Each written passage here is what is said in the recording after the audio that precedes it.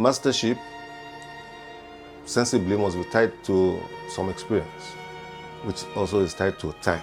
It means you must have spent time on a particular vocation or job or assignment or experience, to kind of acquire any kind of expertise or authority at what you're doing. The Yorubas have a saying, no matter how much a young man has fabrics, he cannot have older ones more than his elders. Mastery is not something it's not a robe you wear on yourself. It's people that wear the robe on you. They say, okay, you're a master. What makes an Oshinowo to sell that high is because they have paid their dues.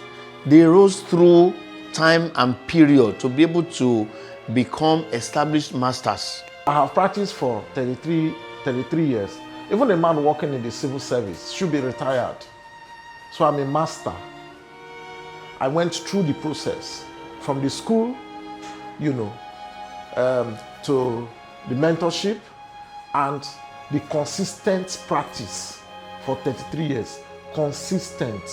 Anybody who has stayed for 33 years in anything is a master. Mastery is a combination of your passion, your diligence, your ability for long suffering. I used to tell people who come to train, if you are not willing to suffer a bit and delay gratification, you will not master your path.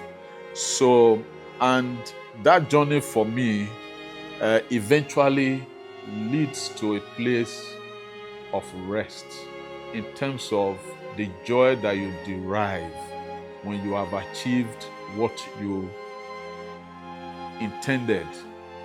Mastery, as the word implies, it's when you've been able to put a language to your work. You must be able to put a language. You must be able to know why you do what you do. You must be able to know, put to terms your methodology. You've mastered to some extent. Mastery is never finished. It's a lifetime journey. But you must have been able to master to a large extent a certain technique, a certain medium, a certain style of art, and so it's basically being able to master techniques, medium, style, narrative. To be called a master, you must have put in a number of years in your profession. You must be consistent with that profession. You must have mentored. You must have people who look up to you to say, yes, I've been privileged to be trained by this master. It's a marathon journey for you to discover yourself, for you to explore your talent. Diligence stretches you.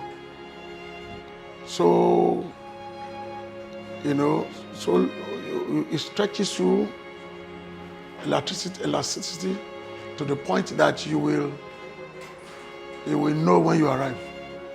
My arts majorly focus on today and the future. I'm not really too much interested in the past.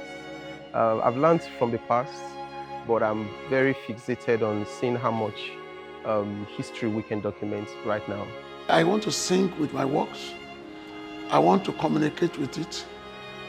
I want to compose a poetry, a prose with it oftentimes. And my ability to use the human anatomy to transmit my message, I believe is a philosophy to me. I'm not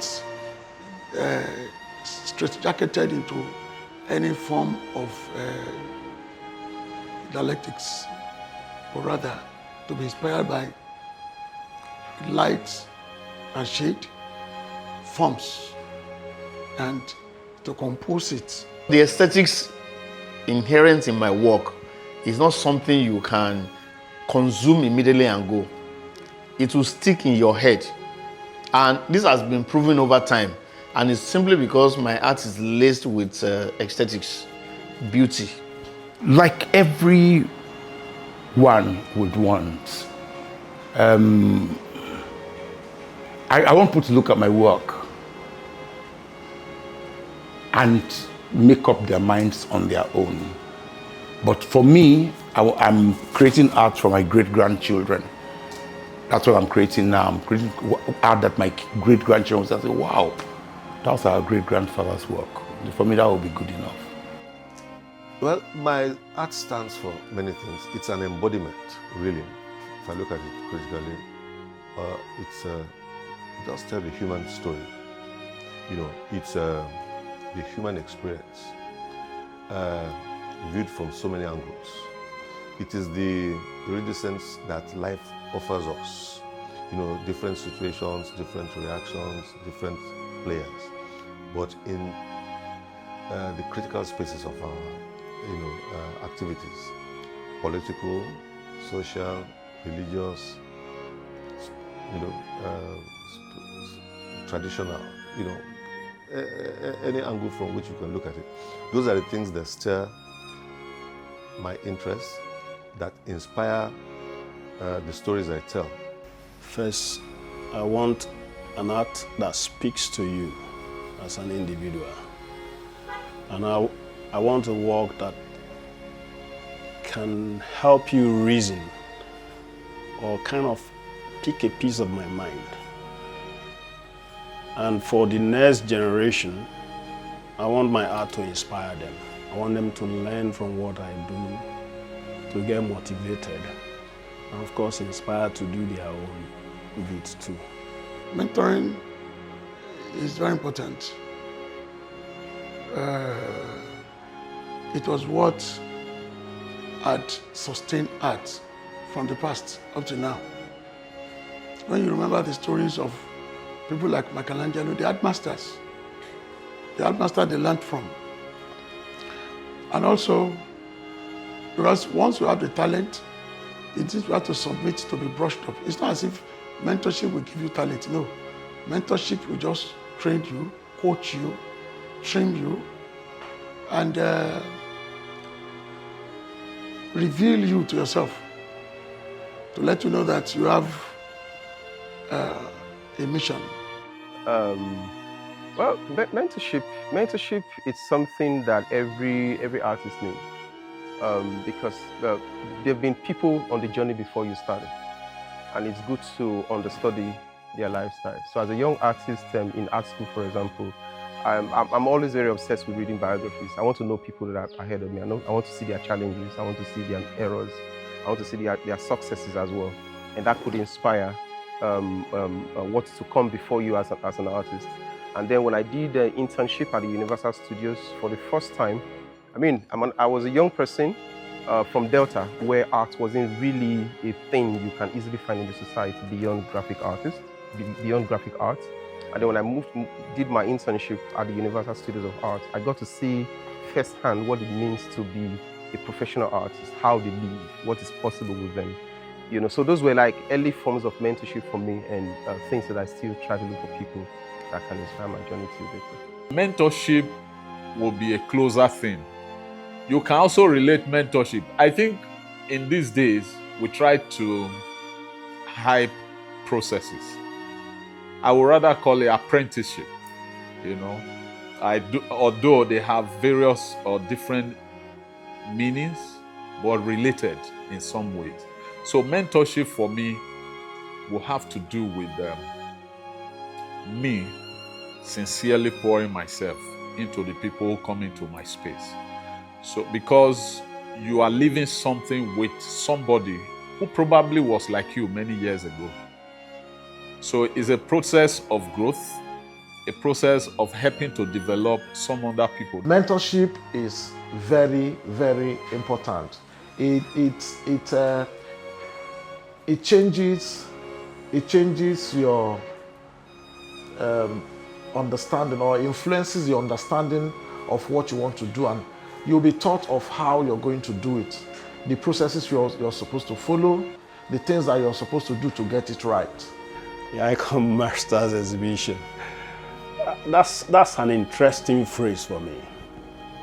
Icon, recognizable individual, and master, someone who has done this, done that, and a whole lot. So the Icon Masters exhibition is an exhibition of collectives. Those who have paid their dues, those who have served this profession to groom, to mentor, to inspire, to motivate even the younger generation coming after us. So having their works all together, I tell you, will be, anybody viewing will have such a privilege to see great works. The intent really is to plug the gaps where enough has not been done for these established people. We have set up this platform, and we're glad that we're working together with our sponsors, Arkland Group, who thought it worthy, as a progressive cause, to give us the lifeline, because we have the ideas, but they have the means to give our dreams and projects some life. And we really appreciate that, because if not, we'll talk about it, it will still be lifeless. But they have brought it to realization, fruition, which we're really appreciative of. And we're looking to the future working with them. We've had some discussions, engagements going on, and it's quite promising. So we think that these are going to be the introductory steps to the bright future that we're working into together. Yeah. Thank you.